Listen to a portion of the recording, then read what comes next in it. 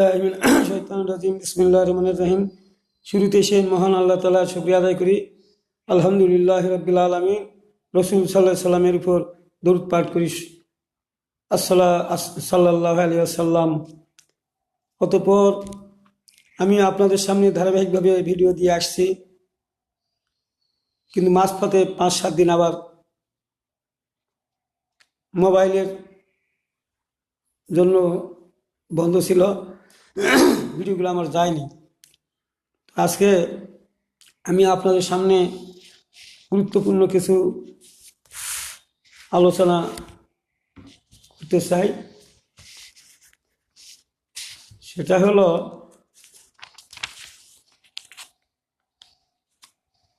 এক ব্যক্তি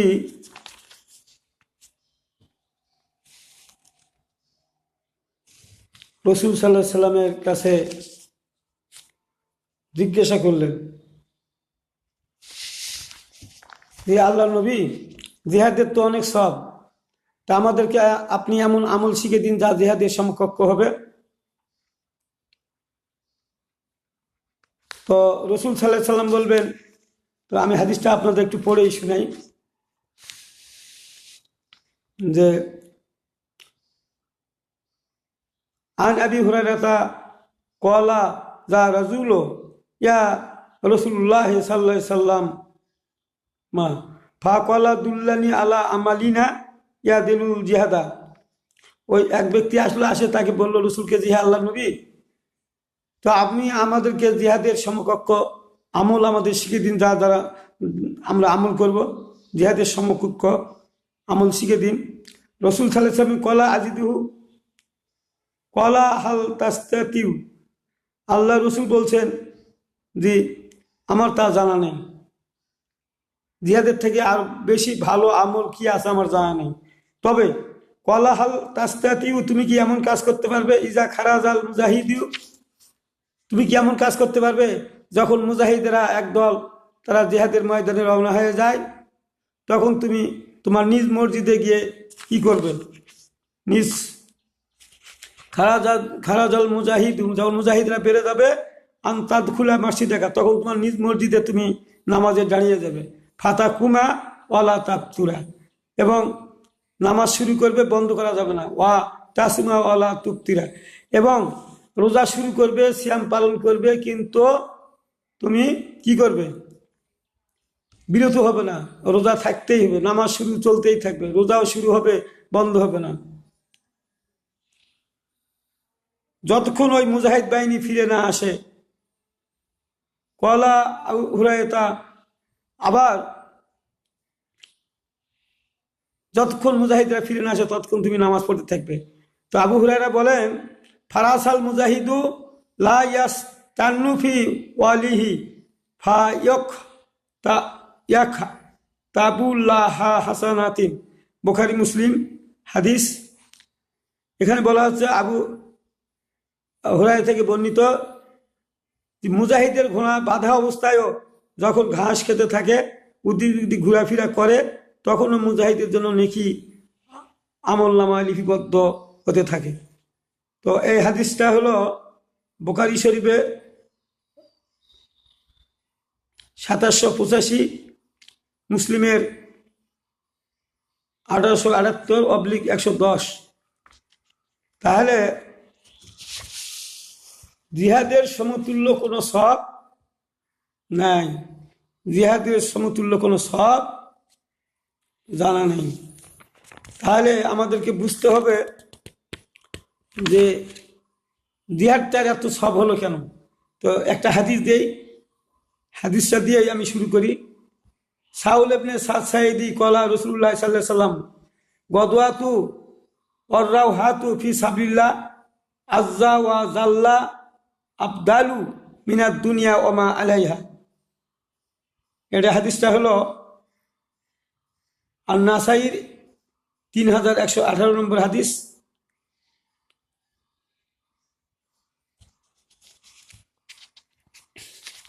তো এখানে যেটা বলা হচ্ছে, সাউল ইবনে সাদ সাঈদী বর্ণিত, তিনি বলেন, আল্লাহর রাস্তায় একটি সকাল একটা সন্ধ্যা পাহারা দেওয়া পৃথিবী ও পৃথিবীর সকল সম্পদ থেকে উত্তম। আবার এখানে আল্লাহ আবার বলছেন, আবু হুরায়রা থেকে বর্ণিত, তিনি বলেন, আমি রাসূল সাল্লাল্লাহু আলাইহি ওয়াসাল্লামকে বলতে শুনেছি, যে ব্যক্তি আল্লাহর রাস্তায় বের হয়েছে তাকে আল্লাহর প্রতি ঈমান এবং তার রাস্তায় জেহাদের উদ্দেশ্যে ব্যতীত অন্য কিছুই বের করেনি। মহিয়ান আল্লাহ তাআলা এমন ব্যক্তির দায়িত্ব গ্রহণ করেছেন, আমি তাকে প্রবেশ করাবো জান্নাতে, দুইয়ের একটি দিয়ে তাকে শাহাদত নসিব করে, অথবা তার মৃত্যু দ্বারা, অথবা তাকে গনিমতের সব সহ ফিরিয়ে আনবো, আর সে বাসস্থান থেকে, সে যেখান থেকে সে বেরিয়ে যায়। তো যারা জিহাদের ময়দানে যায়, আল্লাহ করে তার তো আমি জান্নাতের গ্যারান্টি নিলাম, যেভাবেই হোক, মৃত্যু হোক, ত্যাগ হোক, তাকে আমি জান্নাতে পৌঁছাবো। তো আমি তাহলে জিহাদের এত সব হলো কেন? এর কারণ হলো যে কাফেরদের সঙ্গে মুসলমানদের যুদ্ধের একটি কারণ, সেটা হলো কি, ওয়ামাল্লাহ মিহা কুম্বে মান জালাল্লাহ ফাউলাকুমুল কাফিরুন, যারা আল্লাহর আইনে বিচার করে না তারা কাফির। এই আয়াতগুলা যখন নাজিল হলো, তখন আল্লাহ রাসূল সাল্লাল্লাহু আলাইহি সাল্লাম অন্যায়ের বিরুদ্ধে সবসময়ের জন্য প্রতিবাদ করলেন, আর কাফেররা এই ধরনের আইন পাশ করাগুলাকে তারা অপছন্দ করলেন, বিধায় তারা মুসলমানদের উপর খড়গহস্ত হলেন। আর এই কারণে মুসলমানদের উপর ফরজ হয়ে গেল যুদ্ধ। তার মানে যুদ্ধ করে যদি আমাদের মেরেই ফেলে, তাহলে আল্লাহর দিন তো বন্ধ হয়ে যাবে। তাহলে আল্লাহর দিনকে বুলন্দ করার জন্য যারা তাদের বিরুদ্ধে লড়াই করবে, যুদ্ধ করবে, আল্লাহ তাদেরকে জান্নাত দিয়ে দিবেন। একটা সকাল একটা সন্ধ্যা আল্লাহর রাস্তায় ব্যয় করা পৃথিবী ও পৃথিবীর সকল সম্পদ থেকে মুক্ত। জিহাদের উদ্দেশ্যে বান্দার একটা সকাল একটা সন্ধ্যা আল্লাহর রাস্তায় ব্যয় করা পৃথিবী ও পৃথিবীর সকল সম্পদ থেকে উত্তম। এটা বুখারী শরীফের হাদিস নম্বর 1892। মূল হলো বুখারী শরীফ, মূল হলো মুসলিম শরীফের হাদিস নম্বর হলো 1881, 114। তার মানে এখানে যেটা বলা হচ্ছে যে একটা সকাল একটা সন্ধ্যা আল্লাহর রাস্তায় ইসলামী রাষ্ট্রের সীমান্ত পাহারা দেওয়া পৃথিবীর সকল সম্পদ থেকে উত্তম। জিহাদের উদ্দেশ্যে বান্দার একটা সকাল একটা সন্ধ্যা আল্লাহর রাস্তায় ব্যয় করা পৃথিবীর সকল সম্পদ থেকে উত্তম। তাহলে ইসলামী রাষ্ট্রকে তারা ধ্বংস করার জন্য যারা আসে, যারা আল্লাহর আইনগুলো বাস্তবায়ন করতে দেয় না, এগুলাকে বাস্তবায়ন করতে গিয়ে রসুল এবং কাফেরদের মধ্যে জিহাদ সংগঠিত হয়েছে, এবং তা রসুল সাল্লাল্লাহু আলাইহি সাল্লাম ধৈর্য সহকারে সাহাবীদেরকে নিয়ে তা আঞ্জাম দিয়েছেন, এবং সব যুদ্ধ, উহুদ যুদ্ধ বাদে সব যুদ্ধেই মুসলমানদের বিজয়ী হয়েছে।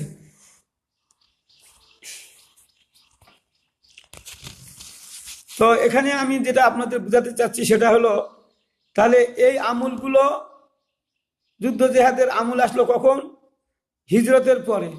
হিজরতের পূর্বে জিহাদ যুদ্ধ ছিল না, আর তখন রসুলও জিহাদ করেন নাই। যত সাহাবীরা তাকে প্রশ্ন করলেও তিনি বলছেন যে আমি কি করবো, ইন আত্তাবিউ ইল্লা মাউ ইহা এলাইয়া, আল্লাহ যা বলেন আমি তাই করি, নিজের থেকে কিছু করি না।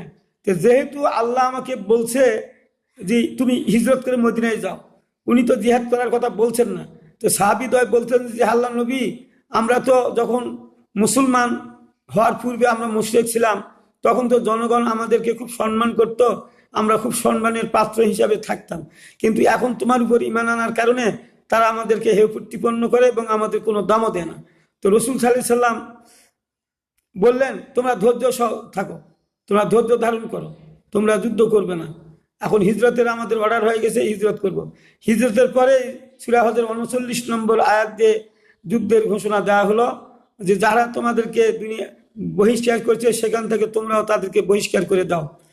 তোমাদের অনুমতি দেওয়া হলো যুদ্ধের জন্য, তোমরা এখন যুদ্ধ করবে, যেখান থেকে তোমাদেরকে বের করে দিয়েছে তোমরাও সেখান থেকে তাদের বের করে দাও।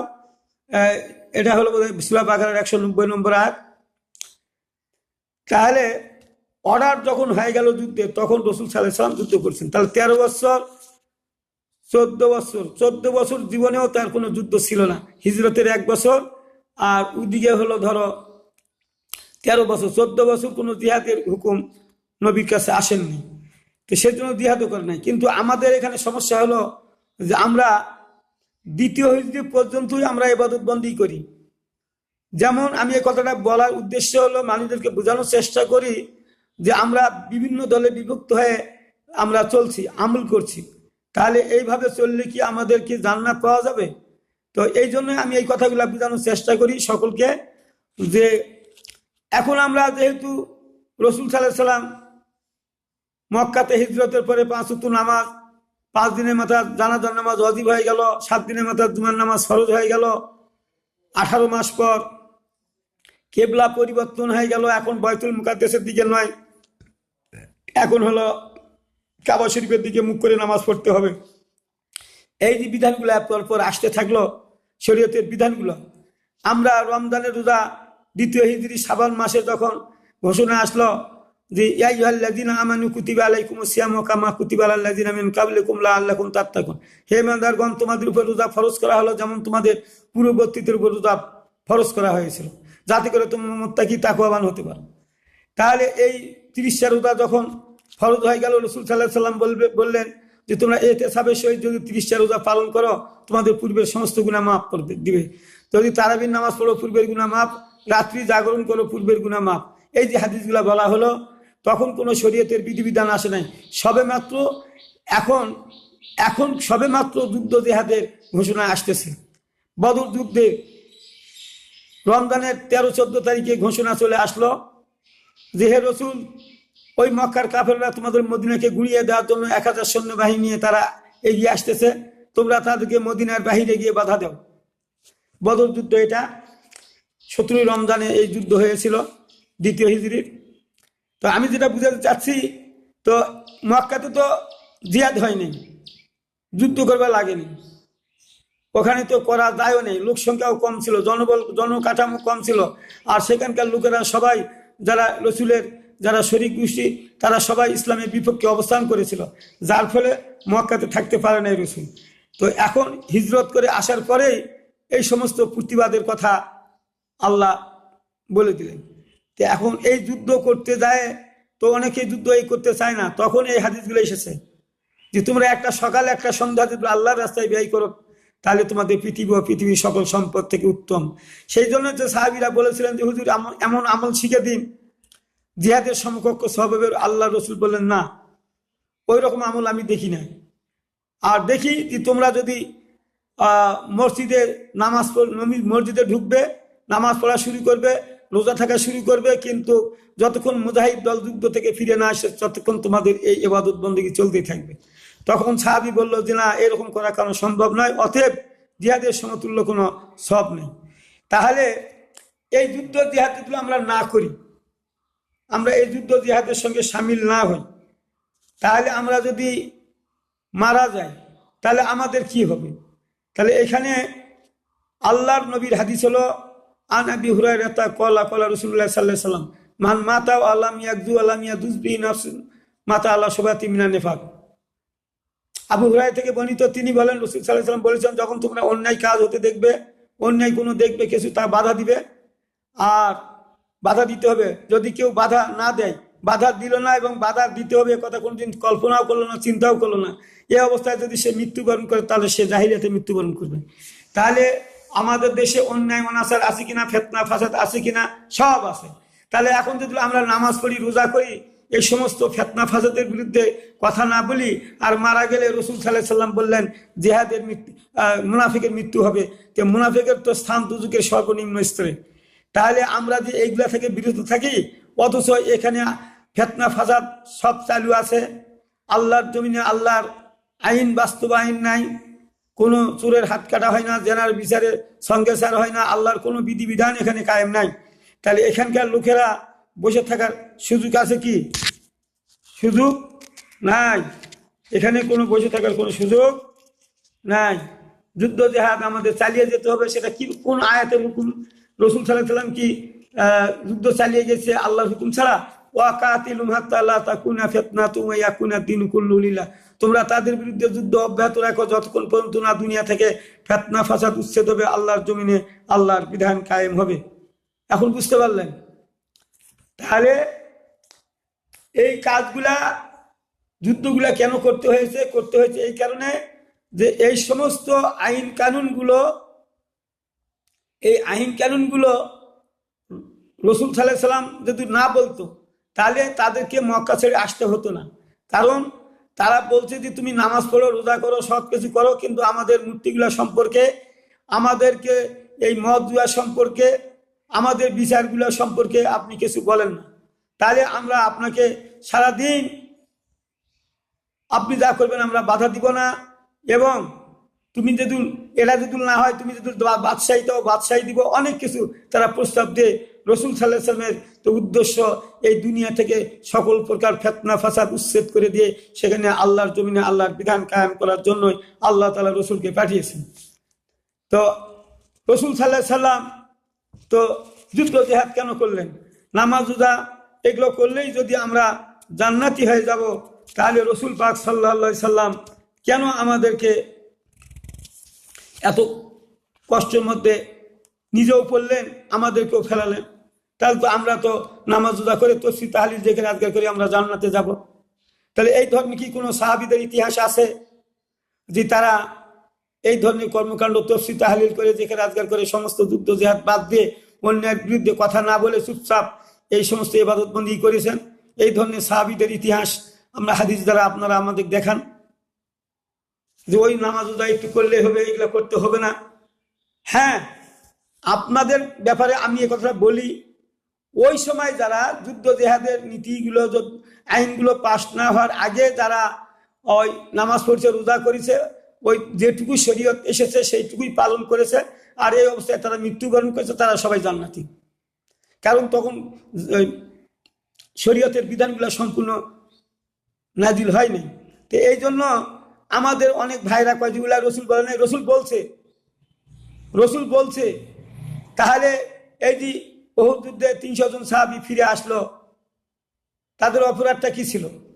তাদেরকে মুনাফিক ঘোষণা করা হলো কেন? আর মুনাফিকের শাস্তি তো বেশি। এরা নামাজ রোজা তো সব ঠিক রাখিছে, তাতে নামাজ রোজা অব্যাহত রেখেছে, তারপরেও তারা মুনাফিক হলো কেন? আপনাদের বুঝতে হবে না, আমাদের বুঝতে হবে না? কোরআন হাদিস ভালোভাবে রসুলের জীবনী, রসুলের এক আলোচনা করতে হবে না? তাহলে এই যে রসুল সাল্লাল্লাহু আলাইহি সাল্লাম ইচ্ছাকৃতভাবে কারোর সঙ্গে যুদ্ধ লিপ্ত হয়নি, তারা এই আল্লাহর আইনকে না চাওয়ার কারণে, আল্লাহর আইনগুলো যেন বলবৎ করতে না পারে, এই জন্যই তারা বাদী উভয়ে মুসলমানদেরকে উৎখাত করার জন্য তারা ষড়যন্ত্র করে তারা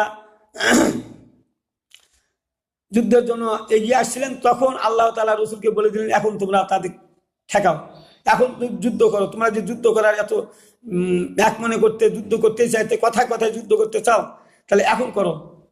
কিন্তু যারা এই লম্পঝম্প করছিল মক্কাতে, ওই যুদ্ধের ঘোষণা আসার পরে তারা আর যুদ্ধে যেতে চায় না। তাহলে আমাদের রসুলের ইতিহাসের সঙ্গে আমাদের নীতি মিল করতে হবে না?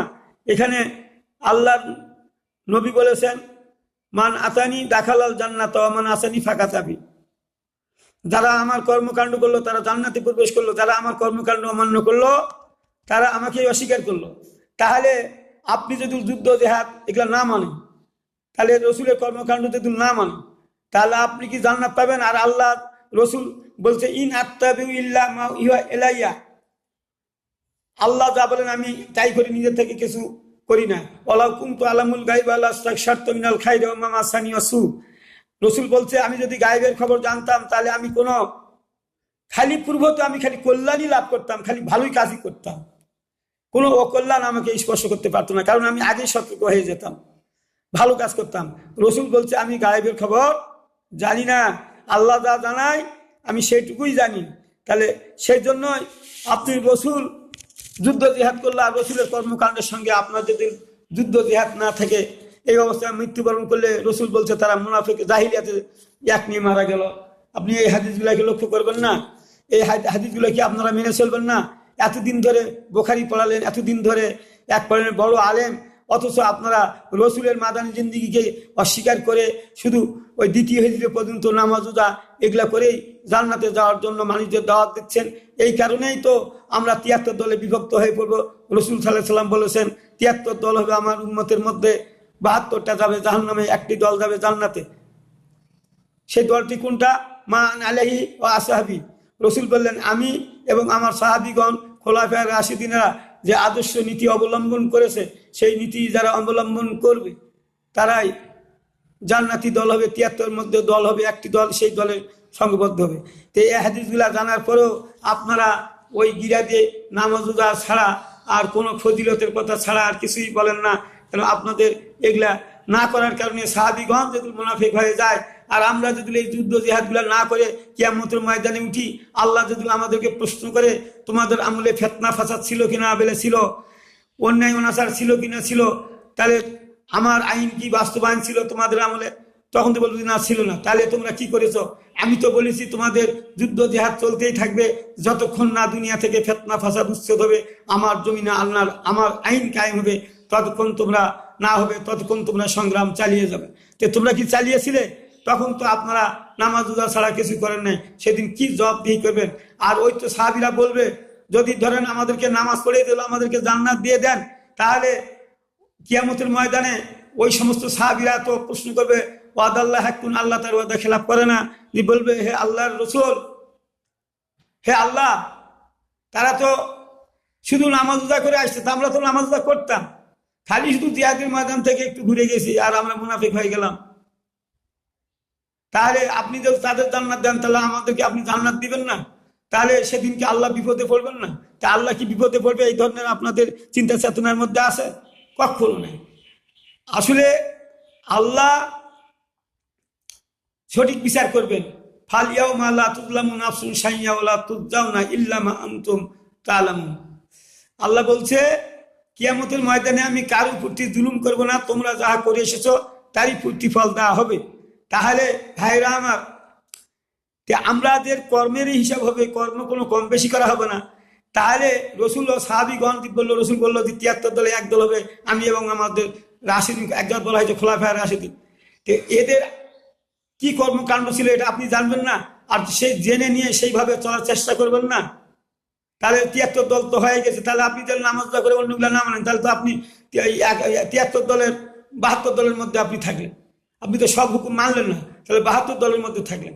তাহলে এগুলা চিন্তা ভাবনা করে আমাদেরকে কাজ করে যেতে হবে না? আমি আপনাদের সামনে এই কথাগুলো বললাম, এবং এরপরে ধারাবাহিক আগামীকাল যদি হায়াতে বাঁচে রাখে এক করে, তাহলে আগামীকালও হয়তো ভিডিও দিব, কিন্তু এর পরের ভিডিওটা এর ধারাবাহিকতায় আমি এক করব।